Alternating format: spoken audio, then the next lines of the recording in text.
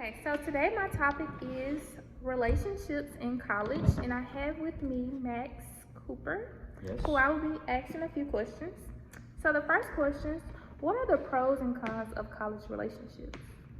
Uh, so the pros and cons of college relationships. That's a really good question. Um, I think there are more pros than there are cons. For me, it's a little different because mine was more long distance, but we did have a period where we were closer together.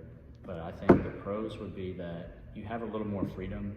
So you're away from your parents, you're away from all these different kind of responsibilities and kind of restraints, shackles a little bit. And I think that's a great thing. You can see them more often, you can do more things with them, have a little more freedom. But at the same time, it can be a con because if you go too far with that and let it get to your head, you can do things that you'll regret. So I think it comes with drawbacks. So just, it should be something that you can enjoy together, but it should be something you are also responsible with. Okay, do you believe relationships hold you back or push you forward with finding yourself? I think it really depends on the person. I think it can be both.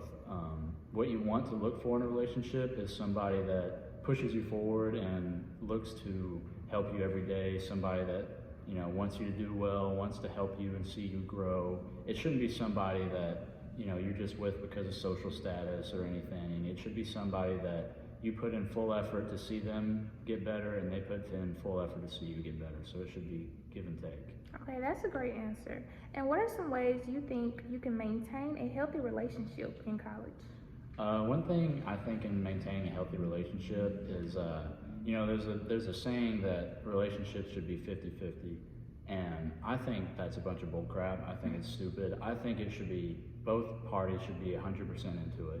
It should be full effort all the time, no matter what. Because when I get into a relationship again, and I have somebody that I care about, I'm gonna have days where I'm not myself and I'm not doing as much. I might not reach out as much, and they're gonna have the same day as well.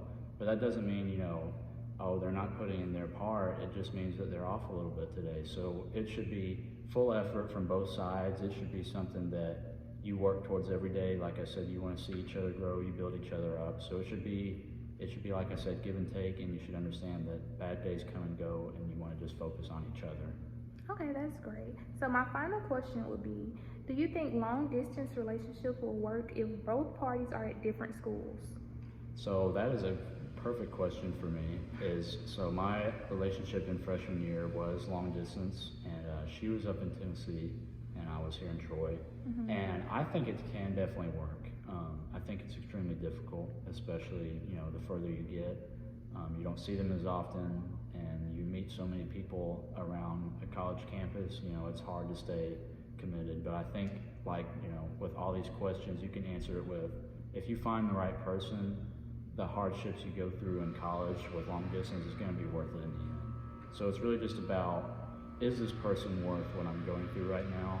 And if it is, then you're going to put up anything to be with them in the future. Because at the end of the day, college is 4 or 6 years max, and then once you get past that, you spend the rest of your life with them, hopefully. So, but I think it can definitely work, but you have to have the right mindset going into it. Okay, that's great. Thank you so much, Yeah. Max, for doing the interview. Thank you.